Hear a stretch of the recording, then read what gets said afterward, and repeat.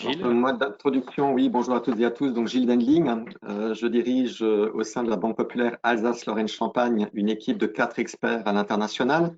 Mais c'est au nom de l'ensemble des banques populaires régionales que je vous souhaite la bienvenue à ce deuxième webinaire animé par notre partenaire Globaliance. Un premier webinaire qui portait sur le développement à l'international sans se déplacer avait été organisé le 16 mars dernier. Pour ce deuxième échange, nous aborderons, comme cela a été dit avant, les solutions pour externaliser le développement export en mettant en concurrence la représentation commerciale à temps partagé ou le portage. Notez que nous proposons d'ores et déjà 4 autres webinaires qui se dérouleront entre le 22 avril et le 17 juin et nous poursuivrons après les congés d'été sur ces nouvelles thématiques. Pour revenir aux intervenants, les banques populaires travaillent déjà depuis quelques années en étroite collaboration avec Globaliance, qui est un réseau d'experts localisés à l'international et qui couvre plus de 40 pays. Yann et Emmanuel ici nous feront un plaisir d'animer cette séquence aujourd'hui. Votre chargé d'affaires entreprise Banque Populaire et l'expert International Bank restent vos points d'entrée pour vous accompagner dans vos problématiques ou projets à l'international. Ces derniers utilisent Globaliance en boîte à outils, si je peux m'exprimer ainsi, en fonction de vos demandes, à l'instar d'autres partenaires du groupe comme Tramex ou Coface. En qualité d'assembleur de solutions, nous nous appuyons également sur d'autres acteurs, comme la Team France Export, comme BPI, comme les CCEF, pour ne citer que ces trois. Sans plus tarder, je cède la parole à mes collègues Yann et Emmanuel. Merci Gilles. Je me présente rapidement. Donc, Yann Jadis, je suis fondateur et associé de la société Adexia. Donc, Adexia, nous sommes le membre Globaliance pour le Canada. Nous avons un bureau à Montréal et à Toronto, ce qui nous permet de couvrir à la fois la zone francophone et anglophone. Et donc, nous sommes, comme l'a expliqué Gilles, spécialisés dans l'accompagnement des entreprises françaises dans leur développement au Canada. Et on aura le plaisir de vous détailler notamment deux de nos prestations aujourd'hui. Emmanuel. Merci Yann.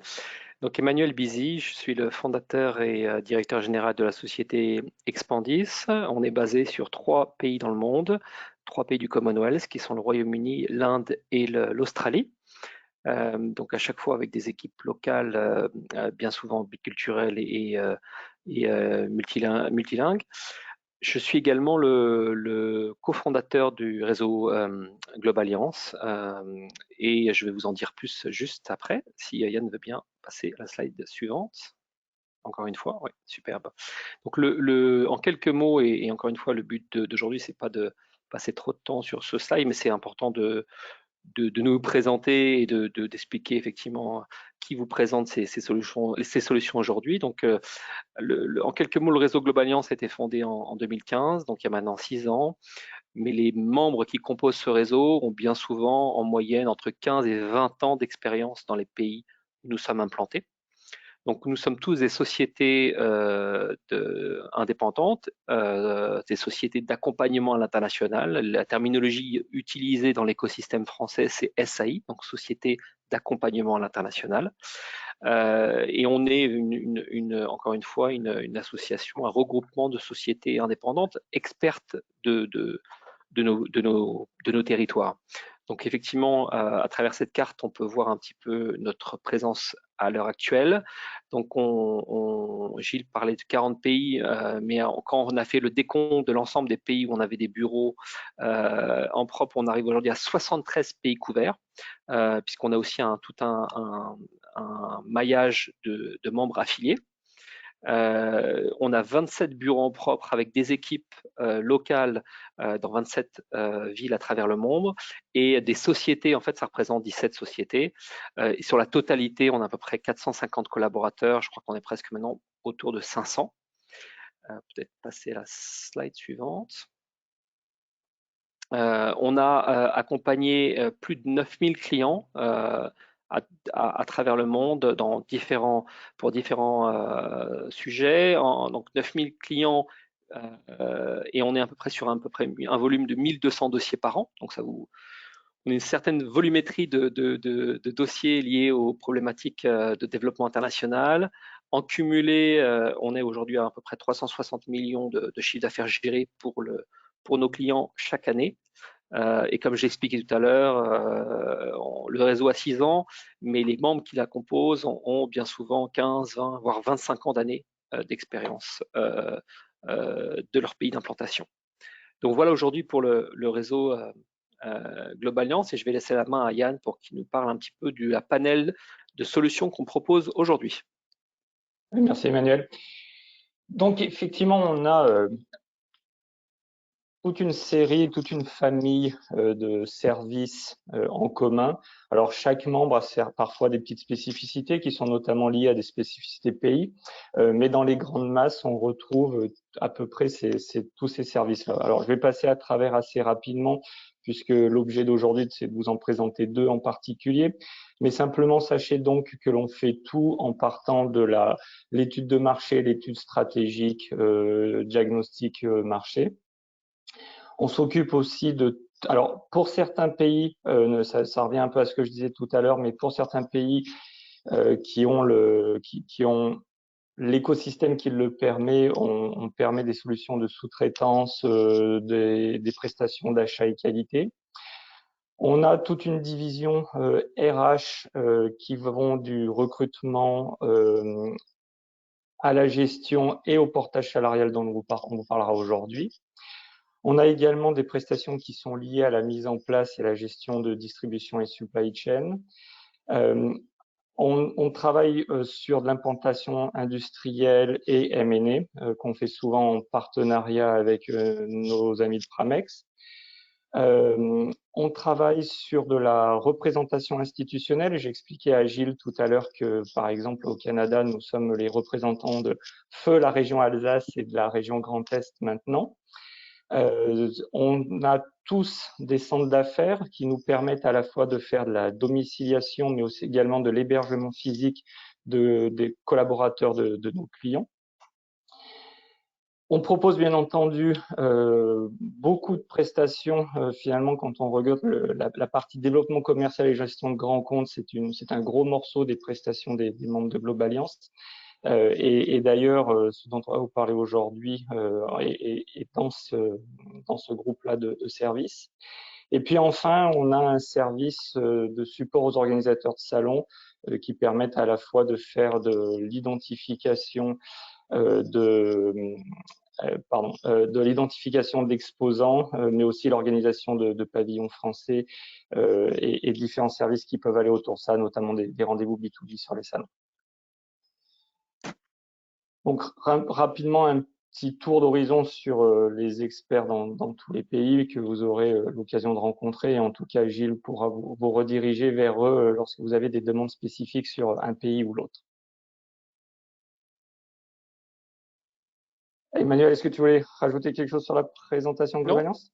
Non, très bien. Rentrons dans le vif du sujet, Yann. Tout le monde est impatient, j'imagine. Allez, donc la représentation commerciale à temps partagé. Alors, qu'est-ce que c'est cette bête-là ? Donc, l'objectif de la représentation commerciale à temps partagé, c'est de vous permettre d'avoir accès à une ressource commerciale basée dans le pays cible. Alors, j'insiste sur un certain nombre de points sur la philosophie de cette démarche. Le premier point, c'est que c'est une démarche structurante qui s'inscrit dans le temps. L'idée, c'est vraiment de vous permettre non seulement pas de faire un coup, mais de vous installer de manière pérenne sur le marché et de vous structurer sur le marché et de vous accompagner dans cette structuration. Le deuxième point qui est important, c'est que ça vous permet d'avoir accès tout de suite à une ressource senior et expérimentée. Donc, typiquement, comme le disait Emmanuel tout à l'heure, on a des membres qui sont présents dans les pays depuis 15 à 25 ans. Et donc, vous avez accès à des ressources seniors, des gens qui sont là depuis toujours et surtout qui ont cette habilité et cette expertise à aider des entreprises françaises à se développer dans le pays, qui n'est pas tout à fait la même chose que de faire du développement commercial d'une entreprise locale dans son pays. Donc ça, c'est quelque chose de très important à retenir. L'accès immédiat au réseau local d'experts et à l'écosystème. Alors, j'insiste beaucoup sur l'aspect écosystème, environnement d'affaires, parce qu'en réalité, c'est ça qui permet d'accélérer le déploiement en activant les réseaux locaux. Le coût maîtrisé, hein, bien entendu, parce que là, ça vous permet de travailler à partir de budget sur de la facturation versus embaucher, par exemple, quelqu'un et ne pas toujours savoir exactement combien ça va vous coûter au final.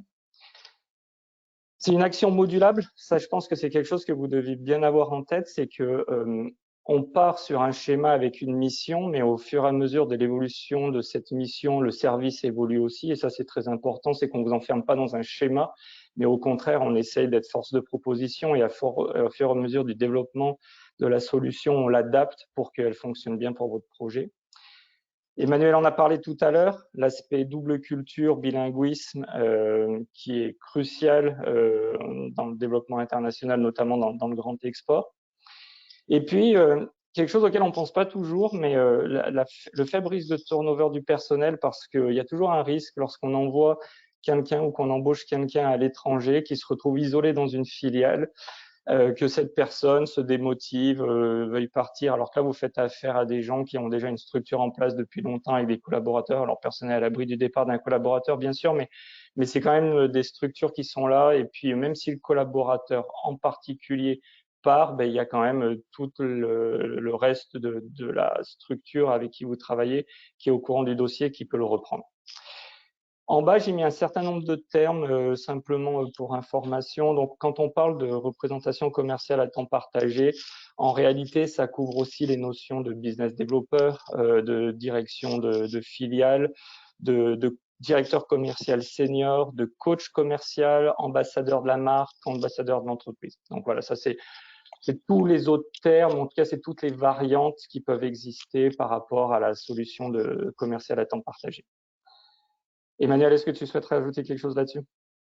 Non, non, effectivement, je voulais rebondir peut-être sur ce que tu as dit, c'est que une chose que je trouve qui a énormément d'importance, c'est cette notion d'environnement qui sont offerts à ce salarié qui aujourd'hui, au lieu de se retrouver tout seul en home office ou tout seul dans un WeWork sans connaître personne, et ben là, il va tout de suite avoir une équipe autour de lui, il y aura un management présent, et ça, je pense que ça a beaucoup de valeur. C'est que au-delà d'une personne unique, je pense que l'entreprise qui contracte pour ce type de service, elle a en fait l'ensemble de collaborateurs et un management qui va l'appuyer dans son développement. Merci. Alors, la nature du mandat, on va dire, il y a trois briques principales. On peut en imaginer d'autres, mais il y a trois briques principales. Donc, il y a l'aspect marketing qui est un aspect vraiment important. Et quand je dis marketing, c'est l'aspect adaptation de votre offre au marché visé. Donc, ça veut dire quoi? Ça veut dire que typiquement, on va commencer, si ça n'a pas déjà été fait, par une analyse marché et de concurrence. L'adaptation de l'offre au marché, alors ça veut dire quoi? Ça veut dire qu'on comprend le contexte, on comprend l'environnement, on adapte l'offre. Des fois, on l'adapte simplement sur des parties sémantiques. Hein. Je prends l'exemple du Québec où c'est français, mais il y a toute une sémantique différente dans plein de secteurs d'activité. Donc, il faut faire ces adaptations-là. Ensuite, il y a des adaptations réglementaires, il y a des adaptations par rapport à l'organisation de la distribution, par exemple. Donc, toutes ces choses-là, c'est des choses qu'on fait dans ce rôle de représentant commercial à temps partagé. Et puis ensuite, bien entendu, tout ce qui est optimisation de la communication en utilisant les bons channels de communication qui fonctionnent dans le pays, qui ne sont pas forcément les mêmes que ce qui fonctionne en France. Donc ensuite, sur l'aspect commercial, qui est sans doute le nerf de la guerre, donc les prestations peuvent être assez larges. Et encore une fois, je reviens sur ce que je disais tout à l'heure sur l'aspect modularité, c'est-à-dire qu'on peut non seulement faire évoluer, mais surtout on s'adapte à la réalité de votre solution sur nos marchés. Donc, ça peut être de la recherche de prospects et de partenaires, ça peut être du suivi de clients. On va jusqu'à prendre la responsabilité de signature. Alors, responsabilité. La partie contractuelle restera entre vous et le client final, mais on s'implique sur l'aspect signature des contrats en s'appuyant notamment sur notre écosystème local en faisant intervenir des avocats locaux. Toute l'animation du réseau de partenaires, hein, tout le monde ne vend pas en direct à des grands comptes. Parfois, on passe par des réseaux de distributeurs ou de différents types de channel distribution et il faut quelqu'un pour animer ça. Et puis ensuite, bien entendu, tout ce qui est participation à des événements locaux, donc salons, conférences, etc. Un autre point qui est quand même crucial, c'est l'aspect stratégique. Et donc, au fur et à mesure de notre mandat, non seulement on fait des propositions de mise en place d'une stratégie, mais surtout on la décline et on participe à la mise en place du plan d'action. Et ça, je pense que c'est important et ça m'amène directement au point suivant, qui est de vous dire que lorsque vous travaillez avec un membre de Globalliance, sur ces solutions de commercial à temps partagé, vous avez affaire à des entrepreneurs dans les pays, des gens qui ont déjà fait ce métier pour eux-mêmes, ce qui est important, et l'ont déjà fait. Tout à l'heure, Emmanuel disait que dans certaines zones, on est présent depuis plus de 25 ans. Je pense que c'est important de comprendre que ça veut dire que ça fait 25 ans qu'on accompagne des entreprises françaises dans leur développement sur nos marchés. Et donc, on a cet aspect entrepreneurial pour nos propres structures, mais aussi pour les structures qu'on accompagne. Encore une fois, accès à une ressource senior tout de suite qui est spécialisée là-dessus. Et puis, aujourd'hui, le contexte fait que cette solution commerciale à temps partagé, c'est une vraie alternative dans le contexte de déplacement limité, dans le contexte du Covid en particulier. On ne sait pas trop comment ça va se passer demain, mais ce qui est sûr, c'est qu'il y aura un peu moins de déplacements, où les déplacements sont sans doute un peu moins faciles, et du coup, d'avoir une ressource locale a un vrai intérêt. Emmanuel, est-ce que tu vois des choses à rajouter sur ces points-ci? Non, très bien. Alors, comment ça fonctionne? Typiquement, on intervient en marque blanche. Ça veut dire qu'en fait, vos prospects ou vos clients ne savent pas que Adexia, dans mon cas, Expandis, dans le cas d'Emmanuel, existe. Ce qu'ils voient, eux, c'est un représentant local. Et donc, on intervient avec une carte de visite de l'entreprise. Donc, le jour où Gilles nous confie le développement de banques populaires au Canada ou en Australie, on aura des cartes de visite Banque Populaire, on aura des emails dédiés avec une extension Banque Populaire Canada. On peut avoir des numéros de téléphone locaux dédiés, par exemple avec des solutions comme Grasshopper. Et puis, on travaille aussi avec les CRM de nos clients à les remplir en votre nom. Alors, je ne vais pas passer à travers tout ça, mais vous comprenez qu'en réalité, on peut donc avoir des livrables comme n'importe quel intervenant commercial qui serait pour votre entreprise, qu'on a des missions qui sont différentes, qu'on a des objectifs de résultats. Et puis, surtout, j'insiste sur le deuxième point du troisième carré, encore une fois, c'est un mandat à géométrie variable qui s'adapte en fonction du développement de la prestation dans le temps. On peut commencer en disant, tiens, on va démarrer en allant chercher un ou deux grands comptes, et puis finalement se dire, OK, on va garder ces un ou deux grands comptes, mais pour tous les autres petits comptes, en réalité, il faut qu'on passe par un réseau de distributeurs. Et donc, auquel cas, notre mandat deviendra double, c'est-à-dire à la fois de gérer quelques grands comptes, mais aussi d'animer un réseau. Alors, coût et engagement, la facturation est typiquement basée sur un nombre de jours hommes effectivement consommés. Donc, il y a un aspect forfaitaire avec un taux horaire défini contractuellement, mais surtout, il n'y a pas de surprise. C'est-à-dire qu'en début de mois, en gros, on s'accorde à dire, ou en début de période en tout cas, on s'accorde à dire combien on va dépenser, combien on va consommer. Et puis, si pour une raison ou pour une autre, il y avait besoin de faire plus, on le fait avec un accord préalable du client. Donc, il n'y a pas de surprise, ce que je pense qui est important. Et puis enfin, il y a l'aspect success fee et commission qui vient s'ajouter bien souvent sur ce type de prestation. Les durées du mandat, alors bien entendu, pour que ça fonctionne, on met un engagement minimum de 3 mois. C'est simplement parce qu'en réalité, on veut pas vous donner on veut pas enfermer les gens dans un contrat, parce que c'est pas comme ça que fonctionne Globalliance. Mais on s'entend que pour que ça fonctionne bien et pour qu'il y ait des résultats, il faut que ce type de prestation s'inscrive dans des durées de 6, 12, 18. Moi, j'ai des clients que je suis sur ce modèle-là depuis pratiquement 7 ans maintenant. Et puis, encore une fois, gardez à l'esprit que c'est, je me répète beaucoup, mais que c'est modulable et que l'idée, c'est de vous accompagner de manière entrepreneuriale et que ça peut partir d'une solution de représentation commerciale à temps partagé pour aller sur une solution éventuellement qui est plus optimale pour vous et qui pourrait être, par exemple, la création de filiales ou toute autre démarche qui a du sens. Emmanuel, sur l'aspect facturation du du mandat, tu veux rajouter autre chose? Non.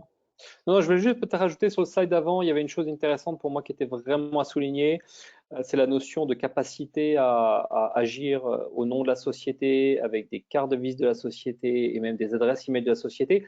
Aujourd'hui, si on regarde dans l'ensemble de l'écosystème français d'aide à l'export, on est les seuls à être capables de faire ça. Les acteurs publics ou parapublics ne peuvent pas aujourd'hui prendre le nom d'une entreprise, avoir une carte de visite de l'entreprise. Et ça, c'est quelque chose qui a énormément d'impact. On travaille complètement, comme l'expliquait Yann, en marque blanche. Donc, c'est totalement. Donc, il y a tous les avantages d'avoir un salarié en propre et avec toute la flexibilité et tous les avantages que Yann a décrits précédemment. Merci, Emmanuel. Alors, ce que vous devez retenir, c'est que, encore une fois, c'est des services d'export senior de confiance dans le marché visé. J'insiste sur l'aspect confiance parce que lorsqu'on embauche quelqu'un, alors en Australie, au Canada, en Chine, en Pologne, en Turquie, si vous embauchez quelqu'un de local, par exemple, vous embauchez quelqu'un que jusqu'au jour où vous l'embauchez, a priori, vous le connaissez pas, et quelqu'un qui du jour au l'autre peut arrêter de travailler pour vous et sans vraiment de conséquences. Quand vous faites affaire à quelqu'un de Globaliance, nos sociétés sont là pour durer, et donc je pense que nous, on se fait fort de rentrer dans une solution de confiance parce que derrière, on est là, et puis même si on arrêtait de travailler ensemble, notre société va continuer à exister et on va continuer à être redevable auprès de nos réseaux d'apport d'affaires. Je pense notamment à nos partenaires de la Banque Populaire. Donc, retenez ça aussi, c'est que on est par construction et par définition des gens qui s'inscrivent dans une relation de confiance. Alors, une solution flexible, on en a largement parlé.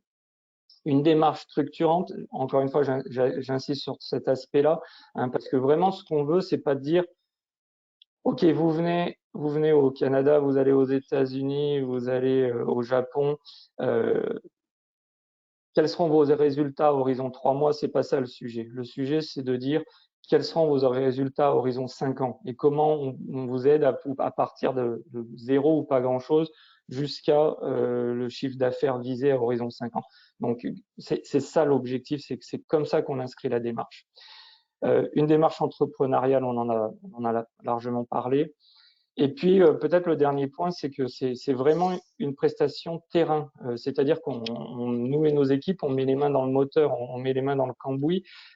Et quand on travaille, on vous ramène des résultats avec des retours, des comptes rendus de rencontres, de rendez-vous qui se passent sur le terrain. C'est pas de la théorie. On théorise pas des études de marché ou des choses comme ça. On peut le faire en amont, bien entendu, mais surtout on va dans le vif du sujet. Puis au final, on fait des ventes. Et je crois que c'est ce qu'il faut retenir, c'est que le but, c'est de faire des ventes pour votre compte.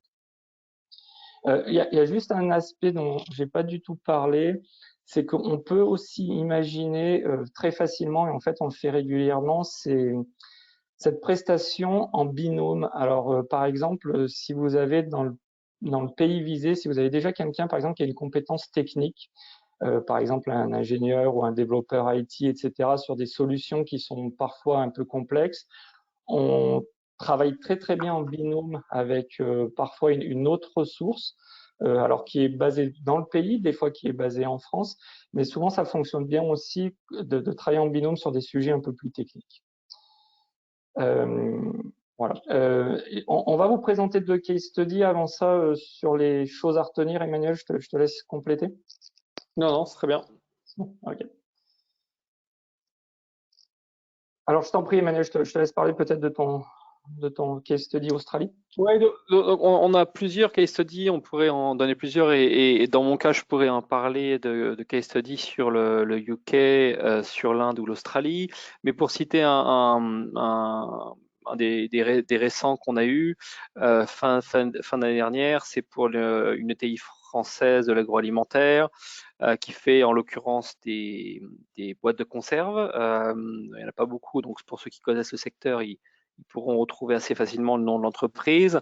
Et en fait, encore une fois, période de Covid oblige, ce groupe bien structuré déjà à l'export, avec des entités à Hong Kong, à Singapour, avait un des commerciaux de l'équipe de Singapour qui devait gérer le territoire Australie et qui devait faire des déplacements réguliers sur ce territoire. Et le Covid bloquant les frontières, il y a eu une incapacité à suivre les clients existants et à développer les nouveaux clients. Et c'est là où on a proposé cette solution de représentation commerciale pour aider ce groupe français dans son développement, pour suivre des clients existants, mais aussi bien sûr d'aller gagner d'autres grands comptes. Et là, en l'occurrence, on parlait de différentes terminologies, quand Yann parlait des différentes terminologies qu'on proposait, là, en l'occurrence, c'est ce qu'on appelle un responsable grand compte externalisé, puisque les cibles visées sont les acteurs de la grande distribution alimentaire australienne. Donc, en fait, chaque secteur, chaque entreprise va avoir des clients cibles différents et à chaque fois, bien sûr, on s'adapte, on met la ressource adéquate, la connaissance, avec une connaissance de l'industrie qui va bien et des clients cibles que cette entreprise recherche.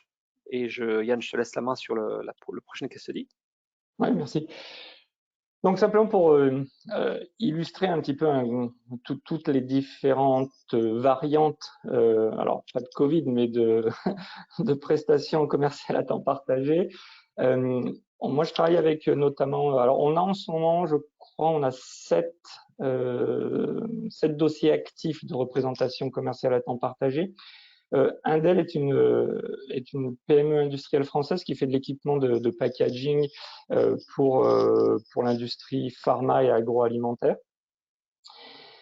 Et simplement, alors, tout à l'heure, je vous expliquais la possibilité de travail en binôme. Là, dans ce cas-là, en fait, la société a créé une filiale au Canada avec 2 ingénieurs qui s'occupent localement de produire l'équipement et qui avaient comme objectif au départ de faire eux-mêmes la commercialisation des produits, sauf qu'ils se sont aperçus de 2 choses. Premièrement, d'une part, ils n'étaient pas commerciaux, mais qu'ils étaient ingénieurs et que c'est ça qui les intéressait et pas de faire de la commercialisation.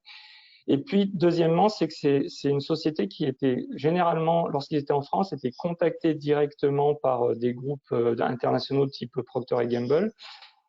Et donc, ils faisaient surtout du inbound et que là, il fallait commencer à faire du outbound et que c'était pas leur métier. Et donc, c'est comme ça qu'on s'est rencontrés et qu'ils nous ont sollicité.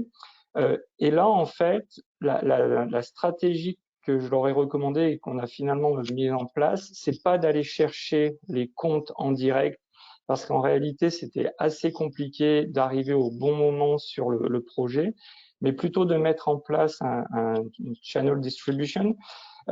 Et donc, mon rôle là-dessus, c'est d'aller identifier qui sont les gens qui peuvent potentiellement apporter le business, amener du business. Donc, ça peut être des intégrateurs, ça peut être des gens qui sont imprimeurs et fabricants de manchons et d'étiquettes, ça peut être des partenaires sur une chaîne de packaging. Donc, en fait, on a fait le choix d'aller présenter notre offre et de mettre en place des partenariats avec plein de différentes personnes dans l'écosystème qui nous amènent finalement les projets plutôt que nous d'aller chercher chaque projet individuellement. Donc ça a été ça la stratégie retenue et c'est là-dessus que je suis impliqué avec. Ok. Donc voilà, donc ça boucle un petit peu cette partie représentation commerciale à temps partagé et puis je repasse donc la main à Emmanuel pour nous présenter le portage salarial. Alors, le portage salarial, tout le monde le connaît maintenant, parce que je pense que c'est une solution qui s'est démocratisée beaucoup en France. Donc, je pense que tout le monde a plus ou moins une vision de ce que c'est. Donc, je vais passer assez rapidement sur la notion du concept de la solution, mais il faut quand même le redéfinir. Donc, déjà, c'est une solution, ce qu'on peut dire en introduction, qui offre une solution simple, raisonnable et fiable pour le développement des entreprises à l'international. Donc ça, c'est un petit peu comment on peut le présenter. Et sinon, qu'est-ce que ça veut dire le portage salarial? C'est une relation contractuelle tripartite entre la société de portage salarial, donc des gens comme nous, un professionnel indépendant porté, qui peut être effectivement un ingénieur, un responsable commercial, un directeur de filiale, peu importe toutes les fonctions peuvent être incluses dans ces solutions de portage salarial. Et effectivement, le troisième partie dans la relation, c'est l'entreprise cliente qui recherche une solution concrète dans le pays. On va passer au slide suivant. Donc, relation tripartite veut dire 3 contrats. Donc, il y a bien effectivement un contrat de travail entre le professionnel indépendant et la société de portage, donc des gens comme nous. Une convention de portage entre le professionnel indépendant dans le pays et la solution, l'entreprise cliente, pour laquelle ce professionnel va travailler directement. Et le troisième contrat est un contrat de service entre une société comme Adexia ou Expandis ou un des membres de Globalliance et l'entreprise cliente qui définit en fait les conditions d'exécution d'une mission sur un territoire donné. Donc là, on voit bien effectivement encore une fois cette relation tripartite et que va faire des sociétés comme nous, hein. En fait, nous, on s'occupe de l'aspect administratif du porté, on va s'occuper également de l'aspect financier, juridique, tout ce qui est les volets d'ordre légal. Et puis aussi dans certains cas, on peut même nous engager dans la notion de recrutement. Hein, donc on va vraiment démarrer avec le recrutement, on va mettre en place la solution de portage, et puis bien souvent après, on peut même intervenir sur la notion de management local. Donc il y a toujours un management, encore une fois, direct qui se passe avec le professionnel porté et l'entreprise française qui utilise cette solution. Donc là, il y a bien une relation directe, hein. La personne portée est bien un de vos salariés externalisés. Mais par contre, en local, bien souvent, nous, on agit aussi un peu en management pour comprendre, effectivement, on peut être des fois un œil extérieur qui peut apporter des éléments riches à l'entreprise cliente française. On peut passer à la slide suivante. Donc le portage salarial et quels sont ses avantages? Parce que c'est bien sûr au-delà de qu'est-ce que c'est important de comprendre pourquoi aujourd'hui beaucoup de sociétés en France, mais aussi beaucoup à l'international utilisent cette solution. C'est que c'est un coût c'est une solution qui permet de minimiser le coût de l'embauche tout en bénéficiant d'un expert chevronné sur un territoire donné. Et en fait, si on veut les lister, donc il y a effectivement le premier avantage à l'international, qui n'est pas des moindres, qui est le fait d'éviter de créer une entité juridique locale. Parce que bien sûr, qui dit embaucher une personne, si on prend par exemple l'exemple de l'Inde, si demain vous voulez avoir un responsable pays ou un responsable après-vente pour vos solutions, ou un ingénieur commercial, et qu'à un moment donné, donc c'est une ressource salariée, et à un moment donné, la seule possibilité que vous aviez avant, c'était de créer une structure en local et embaucher cette personne. Mais effectivement, avec la solution de portage, aujourd'hui, on vous évite toute cette démarche administrative d'obligation de création de structure locale, avec tout ce que ça implique, bien sûr, en termes d'obligations comptables et juridiques. Ensuite, deuxième avantage, c'est la notion de dimensionnement de l'équipe commerciale. C'est qu'on peut commencer avec une personne, et puis s'il y a un volume d'activité qui augmente, on peut prendre une deuxième personne et une troisième personne. Et aujourd'hui, on a des membres de Globalliance qui couvrent jusqu'à 40 salariés portés pour une entreprise donnée. Donc, alors 40, c'est peut-être des cas plus rares, hein, on va être très clair, parce que normalement, encore une fois, le portage salarial a une vocation d'une durée limitée dans le temps, hein, donc ça peut être 1 an, ça peut être 2 ans, 3 ans, 5 ans, pourquoi pas, mais rarement les solutions de portage ont des vocations à aller au-delà de 5 ans, même s'il y a toujours des exceptions. Et puis en termes de taille d'équipe, comme j'ai dit tout à l'heure, c'est plutôt 1, 2, 3, 4, 5 éventuellement, mais bien souvent à 10 personnes, les sociétés clientes à cette taille d'équipe pense généralement à passer à une entité juridique en propre, mais c'est encore une fois, comme je l'ai dit tout à l'heure, c'est pas forcément toujours le cas, et on a des cas, encore une fois, jusqu'à 40. La notion de gestion administrative simplifiée, elle est bien sûr évidente, puisque c'est là où on intervient, des sociétés comme Adexia ou Expandis ou les membres de Globalliance, et qu'on va couvrir la gestion de cette l'aspect administratif de la relation. Yann, on peut passer à la slide suivante. Oui, je me permets juste de rajouter deux petits points là. Le premier, c'est que Emmanuel l'a dit, c'est que normalement, ce sont des solutions qui ont vocation à durer 1, 2, 5 ans maximum. Une des raisons pour ça, c'est qu'il faut garder à l'esprit que dans certains pays, le portage peut être perçu comme le portage aux dépens de la création de filiales peut être perçu comme un détournement fiscal. Et donc, il faut toujours faire un petit peu attention à ça. Donc, effectivement, normalement, ça ne doit pas s'inscrire dans des périodes de temps infinies, mais plutôt, effectivement, dans des périodes de temps limitées où on peut faire la démonstration que l'idée, c'est de créer un portage pour finalement créer une filiale qui créera de la valeur localement. Et puis, l'autre point, c'est sur peut-être l'aspect de qui est-ce qu'on peut porter. On peut porter à la fois des expatriés, c'est-à-dire que vous envoyez quelqu'un de votre équipe dans le pays et parce que et vous voulez pas créer de filiale localement, donc là on prend en portage, mais il faut bien entendu que sa situation de visa de travail soit régularisée. Et puis l'autre chose, c'est d'employer quelqu'un de local en portage. Absolument. Et d'ailleurs, c'est bien souvent, surtout sur des profils locaux, puisque pour les profils expatriés, ça va vraiment dépendre du territoire.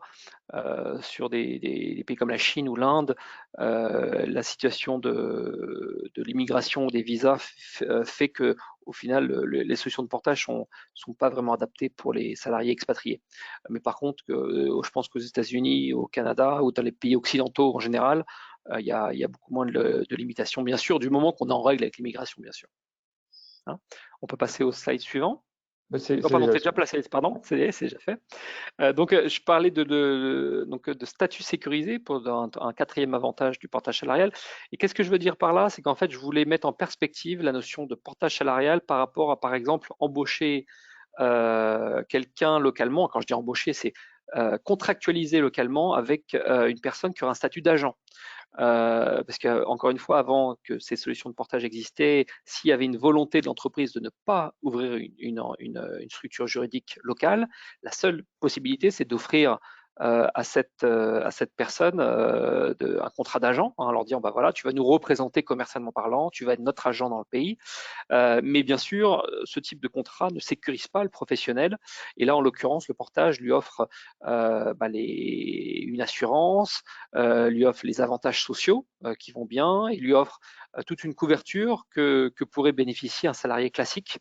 Encore une fois, une couverture qui dépend du pays de portage, bien entendu. Mais en tout cas, ça donne cette notion de sécurisation, d'avantages sociaux, de protection, de vision long terme du salarié porté. Et encore une fois, avec toujours cette idée de dire, c'est une étape première avant une création de filiale, et puis ce salarié porté peut basculer demain sur la filiale. Donc, et nous, on facilite totalement ce type de démarche. Si on porte un salarié pendant 2-3 ans et que notre entreprise cliente souhaite ouvrir sa propre entité, non seulement on aide sur la démarche de création d'entité, mais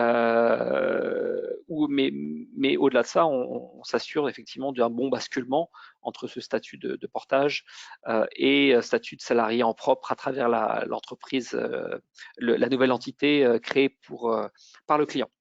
Donc ça, c'est un avantage, je pense, important. Et puis, il y a aussi un autre avantage qui n'est pas des moindres, qui est la notion de diminution de la responsabilité de l'employeur.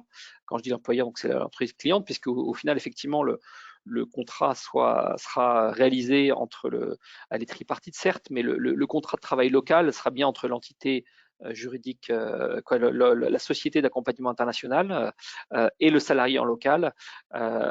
Donc, ça veut dire que nous-mêmes, nous portons une responsabilité juridique importante pour le compte de nos clients à travers ce type de solution. Bien sûr, on encadre ce risque à travers des contrats. C'est pour ça qu'on suit de très près les salariés pour effectivement s'assurer qu'il y ait une bonne conduite des contrats. Mais d'un point de vue juridique, c'est nous qui portons cette responsabilité. Donc c'est important, bien sûr, à le souligner. Et on peut passer au slide suivant. Donc dans le mode de facturation et durée des mandats, donc durée des mandats, on l'a donné, et bien sûr, on est souvent des engagements longs, jamais moins de 3 mois.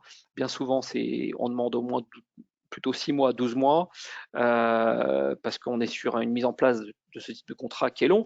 Mais pourquoi je parlais de 3 mois? Parce que ça nous arrive de proposer des solutions de portage pour, par exemple, des solutions intermédiaires. C'est-à-dire que on a le cas actuellement en Australie d'un client qui est en création de filiale, mais l'ensemble des statuts n'ont pas été finalisés. Il manque des différentes déclarations, donc il n'y a pas forcément la possibilité d'embaucher tout de suite un salarié. Pourtant, il est là, il est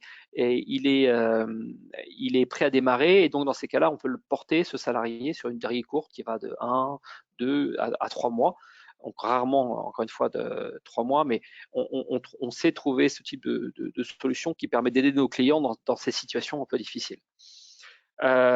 Ensuite, sur la notion de facturation, ce qu'il faut comprendre, c'est que on est sur un mode de base forfaitaire pour couvrir cette notion de coût administratif du porté, mais on a aussi une rémunération qui est basée sur le salaire du salarié porté. Donc, il y a puisque aujourd'hui, on va payer en local le salarié, on va payer l'ensemble des taxes locales, taxes employeurs, et puis on va refacturer en fait au client avec un petit markup, un petit pourcentage de différentiel, la société française, mais qui, encore une fois, mise en comparaison avec le coût que représenterait une structure complète. Donc ça veut dire non seulement sa création, mais sa gestion, son hébergement, toutes les démarches comptables et juridiques obligatoires.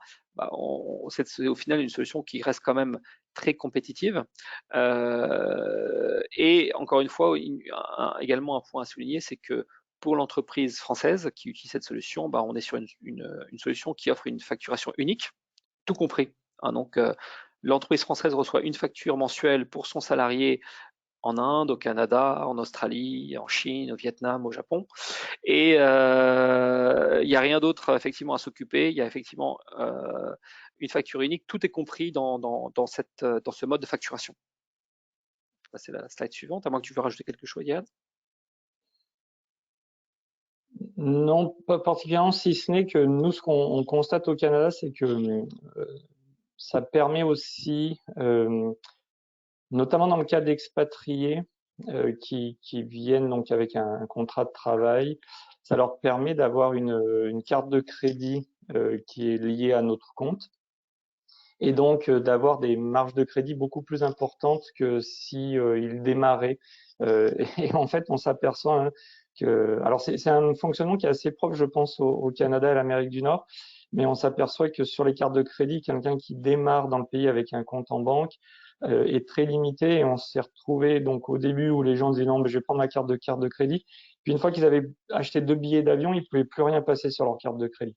Donc là, ça leur permet d'avoir un fonctionnement comme une entreprise normale et d'avoir accès à tous les services. Donc ça vient juste, j'illustre juste ça pour compléter ce que dit Emmanuel sur tous ces petits avantages comme ça qui sont parfois plus ou moins perceptibles, mais qui font que demain, la situation est beaucoup plus simple à gérer pour tout le monde.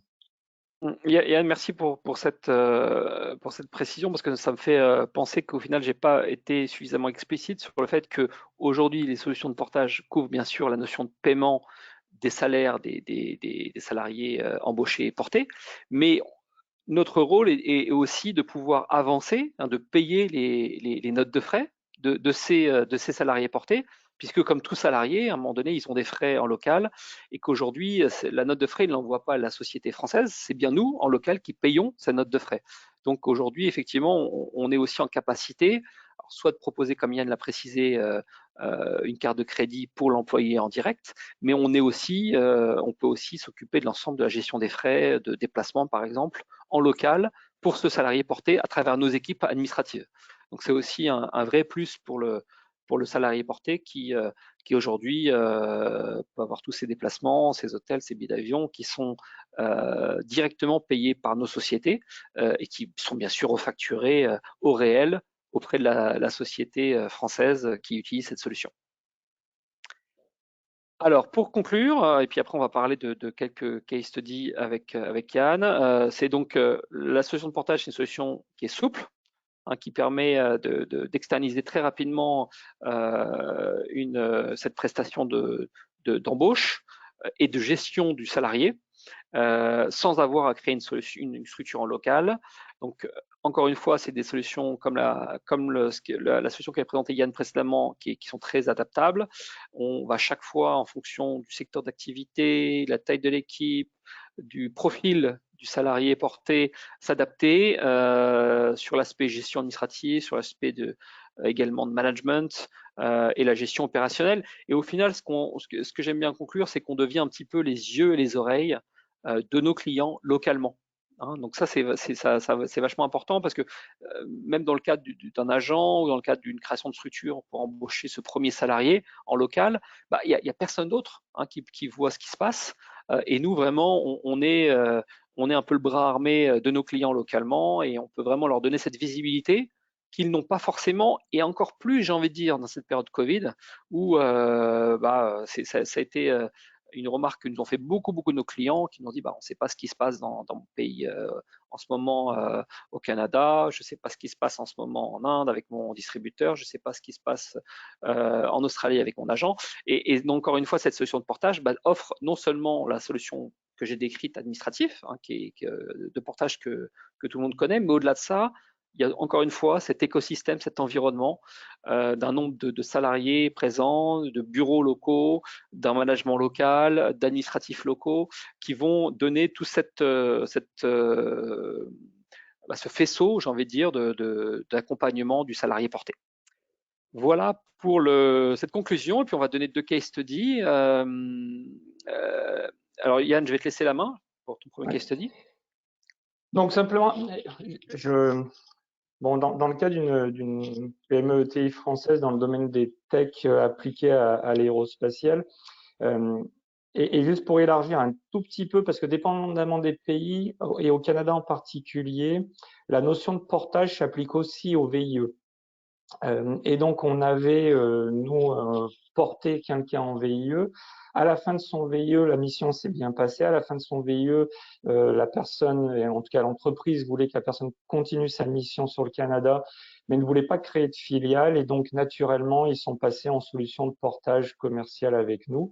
Et c'était intéressant parce qu'on a vu tout le développement de cette société via un VIE d'abord, puis via un porté, et partir de zéro à avoir aujourd'hui un courant d'affaires qui est suffisant pour qu'ils soient en train d'opérer un second recrutement. Donc là aussi, on s'est occupé, comme l'a dit Emmanuel, on a un peu intervenu comme guichet unique pour l'entreprise. Donc, ils avaient un interlocuteur qui a géré tout pour eux. Et puis aujourd'hui, ça se traduit par du résultat. Donc, c'est toujours intéressant de voir ça. Donc voilà, je pense que c'est pas la peine que je développe beaucoup plus que ça, mais ça vous donne une idée un petit peu d'encore une fois d'une démarche, une autre démarche structurante qui s'inscrit dans la durée. Super, mais moi le case study que je voulais parler, donc c'est une entreprise belge qu'on a pour client depuis maintenant 3 ou 4 ans sur l'Inde, où ils ont leur responsable pays de Head of Development, qui est porté chez nous et qui a évité à ce client d'ouvrir une filiale en Inde. Et en particulier, j'ai envie de dire, dans des territoires compliqués comme la Chine, l'Inde ou le Brésil, la notion de portage pour des petites équipes, en l'occurrence, quand il y a une personne unique, encore une fois, comme dans le cas de ce client belge, la notion de portage a énormément de sens parce que une ouverture de filiale en Inde, c'est compliqué. La gestion administrative, la relation avec l'administration indienne, c'est un challenge. Et tous les coûts, en fait, au-delà du coût financier, il y a un coût temps et un coût stress énorme quand on gère une filiale en Inde. On le fait pour d'autres clients, de nos clients. Mais encore une fois, des fois, quand on met sur la balance le coût, les difficultés, le stress que ça implique pour un salarié, là, on est vraiment dans des cas de figure où le portage salarié a beaucoup de sens parce que ça peut être des fois des vrais casse-têtes de la gestion d'une filiale en Inde. Encore une fois, quand il y a une activité importante, on commence à mettre en place des équipes conséquentes, c'est un passage obligé, donc on le fait, et puis à un moment donné, rapidement, on peut avoir des salariés locaux, des administratifs locaux qui vont passer tout ce temps avec les administrations fiscales indiennes et qui, au final, permettront d'opérer. Bien sûr, il y a beaucoup aujourd'hui de sociétés françaises qui ont des filiales en Inde, heureusement, et on l'encourage, bien sûr, mais c'est vrai que dans le cas d'un salarié unique, je pense qu'il faut vraiment se poser la question et comparer et mettre dans ces options cette possibilité d'opérer à travers le portage salarial parce qu'on s'évite effectivement beaucoup de tracas. Et peut-être pour boucler la boucle entre les deux prestations qu'on a présentées, comme je disais à un moment donné, ce qui marche aussi, c'est d'avoir importé un peu technique et d'utiliser en représentation commerciale à temps partagé quelqu'un de la société qui joue à la fois ce rôle de coach, de commercial senior. Et donc les deux solutions sont pas antinomiques en fait. Les deux solutions peuvent parfois se compléter et se compléter de manière assez positive. Je vais passer très très vite sur ces aspects-là pour qu'on ait quand même le temps de répondre à quelques questions. Donc, comme vous le savez sans doute, il y a un certain nombre d'offres d'aide publique qui existent en ce moment, notamment le chèque relance export, l'accompagnement, pardon, l'AP, l'APA, l'assurance prospection accompagnement. Merci, pardon. L'assurance prospection et l'assurance prospection accompagnement, hein, qui sont des offres qui sont portées à la fois par Business France et par la BPI. Donc là-dessus, si vous avez des questions, chaque cas étant un peu unique, on pourra y revenir. Bon, ça, on en a déjà parlé. Alors effectivement, une notion quand même intéressante, c'est qu'il y a un certain nombre de régions qui, en plus, abondent ces offres-là. Donc, c'est toujours intéressant de garder ça à l'esprit. Rappelez juste que le chèque emploi, le chèque relance export, pardon, permet quand même d'obtenir un remboursement de 2 000 euros. Hein. Donc 50% de la dépense engagée, donc pour 4 000 euros de dépenses, 2 000 euros obtenus. Donc ça, on est dans des prestations individuelles. Si vous êtes dans des prestations collectives, le plafond est porté à 2 500 euros. Au-delà du chèque relance export, pardon, il existe également le chèque relance VIE pour le volontariat interentreprise qui peut monter à 5 000 euros, ce qui n'est pas neutre. Et tu parlais, Yann, avant de l'APA par la BPI, hein, de l'assurance prospection accompagnement, qui est quand même vraiment faite pour les primo-exportateurs avec un dossier très simple à monter et pour des chiffres d'affaires export inférieurs à 1 million d'euros. Donc, on est sur les primo-exportateurs avec des garanties qui vont quand même de 10 000 à 40 000 euros. Donc là aussi, s'il y a des demandes, je disais en introduction, en qualité d'assembleur de solutions, les experts, la Banque Populaire peuvent vous accompagner dans cet écosystème pour monter un petit peu ces demandes d'assurance ou de subvention ou de garantie qu'on peut obtenir chez les tiers. Ouais, merci beaucoup Gilles pour cette précision.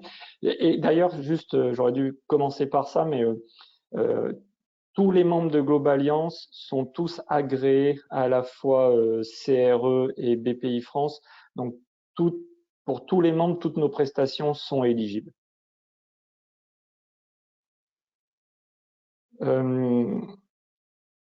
Donc, Gilles t'en a parlé un peu en introduction, hein, Maël également sur le programme à venir et puis la façon dont on va animer le réseau. Et Gilles, je sais pas où.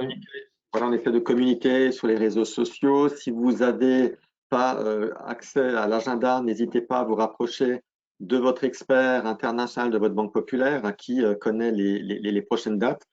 Comme je le disais, il y a encore 4 autres webinaires qui vont être organisés jusqu'à juin. Après, on laissera passer la période estivale en espérant qu'on pourra tous en profiter un petit peu et voir d'autres horizons pour poursuivre avec de nouveaux webinaires à la rentrée. Prenez note déjà, le prochain aura lieu le 22 avril à 10 h et on parlera du sourcing et de la supply chain de l'Europe centrale à l'Asie. Donc, si vous êtes intéressé par ces sujets, n'hésitez pas à vous inscrire pour profiter de ces webinaires qu'on veut les plus pratico-pratiques. On veut vraiment également les agrémenter d'histoires vécues, enfin d'exemples pour donner envie et que ce soit le plus parlant possible à nos dirigeants. Merci. Alors, Maëlle, je pense que c'est toi qui as reçu les questions. S'il y en a, je te laisse nous les poser. Oui, tout à fait. Donc, on a eu 2 questions qui avaient été posées au moment donc, des fiches d'inscription. Alors, la première, c'est comment pourrais-je m'assurer de la solvabilité d'un client trouvé par mon commercial à temps partagé? Ben, un peu, enfin, on dispose d'outils locaux hein, qui sont un peu enfin, qui sont spécifiques à nos pays, mais qui sont les outils qu'on retrouve un peu de partout, qui sont notamment des études Equifax ou des outils de ce type-là. Pour le cas du Canada, il y a toujours une difficulté, c'est que les entreprises, contrairement à la France, par exemple, où on peut retrouver tous les états financiers sur des sites comme société.com, au Canada, les entreprises, sauf à être cotées en bourse, n'ont aucune obligation de publication de leurs états financiers. Donc parfois, sur les aspects financiers, c'est un peu compliqué. C'est pour ça qu'on est obligé d'utiliser des outils type Equifax. On peut aussi faire des études avec des cabinets d'avocats pour voir si c'est des entreprises qui sont tous les 2 jours poursuivies en justice ou non. Donc, il y a un certain nombre d'outils comme ça qu'on déploie localement en fonction de nos réalités. Emmanuel, je te laisse compléter si tu as des idées là-dessus. Non, non, c'est ça, effectivement, c'est chaque pays a ses prestataires qui permettent d'avoir des éléments financiers. Et je dirais en fait que la question, elle est très pertinente, mais au final, elle s'applique pas forcément à un salarié porté. Peu importe la solution que vous utilisez, la solvabilité de vos clients à l'international sont toujours à tester. Et encore une fois, si vous avez besoin de savoir vers quel prestataire local vous tournez, vous pouvez tout à fait nous demander et on sera très heureux de vous aider, vous orienter vers le bon prestataire local pour avoir ces éléments financiers. Et puis c'est aussi un peu tout l'objet des assurances prospection, hein. C'est-à-dire que comme l'export et le grand export en particulier, il y a une dimension de risque. Et quand il y a du risque, on s'en protège. Et une des façons de s'en protéger, c'est avec notamment les assurances prospection. Donc, on essaye, nous, localement, d'avoir le maximum d'informations, mais la solvabilité d'un client, elle est vraie jusqu'à ce qu'il arrête de payer. Donc, à un moment donné, je pense qu'il est aussi prudent, dépendamment des sommes engagées, de prendre les mesures nécessaires en contractant notamment cette assurance prospection pour trouver. Après, je tiens à rajouter qu'il existe aussi des techniques bancaires qui permettent de sécuriser les transactions. Je parle notamment crédit documentaire ou remise documentaire, où là, c'est de banque à banque que ça se passe. Donc, ça permet quand même de sécuriser ces transactions au travers du réseau bancaire. Et donc là, évidemment, les banques populaires sauront vous accompagner dans cette sécurisation s'il devait y avoir un doute. Et comme dit, dès lors qu'on fait du commerce avec un inconnu, sur le grand international, il vaut mieux sécuriser ces transactions au travers de ce trade, au travers de ces crédits documentaires ou remises documentaires. Tout à fait. Autre question, Mel? Merci. Oui, bien sûr. Sur le plan fiscal, un salarié porté ne peut-il pas être considéré comme un établissement stable de l'entreprise française dans le pays? Tout à fait. C'est ce que disait Johan tout à l'heure en complément de notre présentation. Il faut bien entendu toujours réfléchir à quel chiffre d'affaires on réalise dans le pays, quel est le niveau d'activité. Et c'est pour ça que je précisais que le portage salarial n'a pas vocation à être une solution à utiliser ad vitam aeternam. C'est vraiment des solutions de démarrage, des solutions pour aller vite.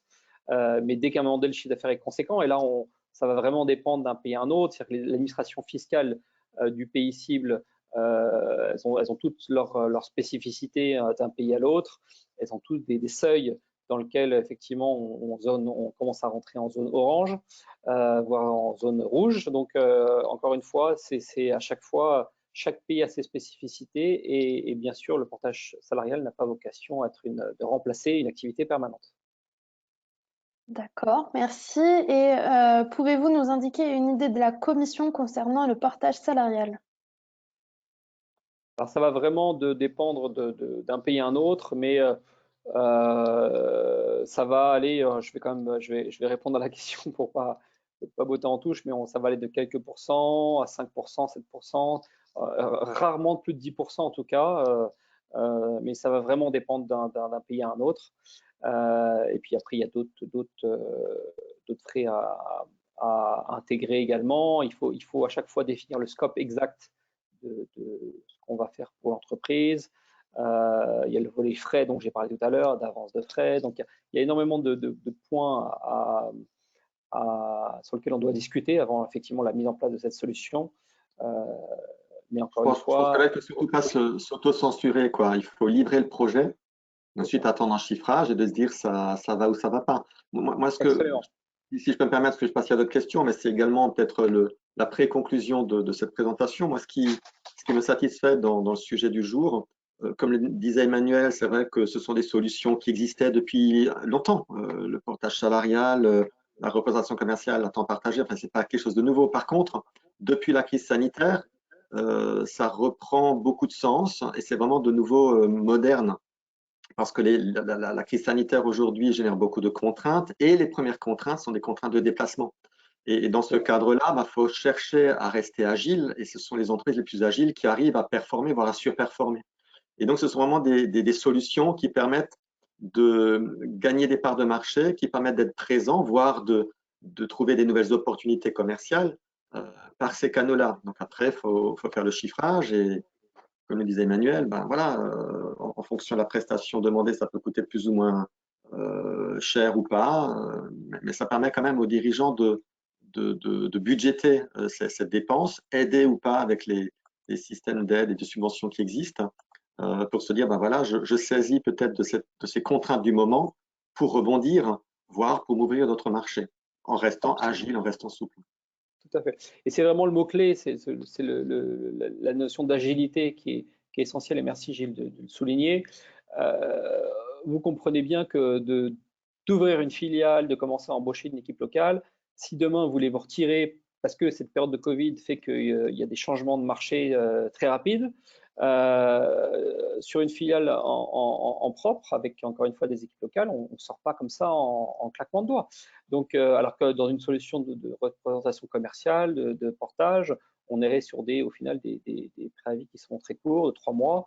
Représentation commerciale, on peut avoir 1 à 2 équipes localement, et puis on va dire, imaginons que son client unique ou son client fait un dépôt de bilan, qu'on perd tout de suite un coup la totalité ou 90% de son chiffre d'affaires dans le pays, et ben on peut plier boutique au final assez rapidement, sous une période de 3 mois en général, mais qui est beaucoup plus rapide que effectivement une fermeture d'activité si on avait sa propre filiale, ses propres salariés.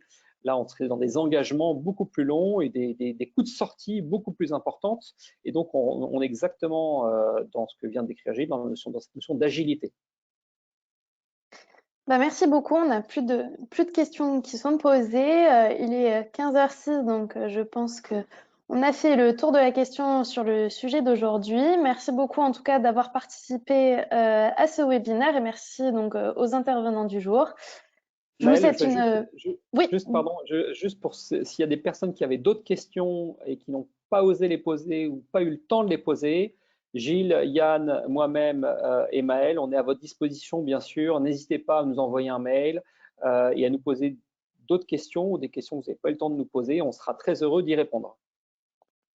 Merci Emmanuel pour ce complément d'information. Oui, n'hésitez pas, même pour répondre au mail qui vous sera envoyé avec la vidéo replay, n'hésitez pas en effet à nous poser les questions. Je vous souhaite une bonne fin de journée et merci encore d'avoir participé à ce webinaire. Bonne journée Au revoir. Au revoir.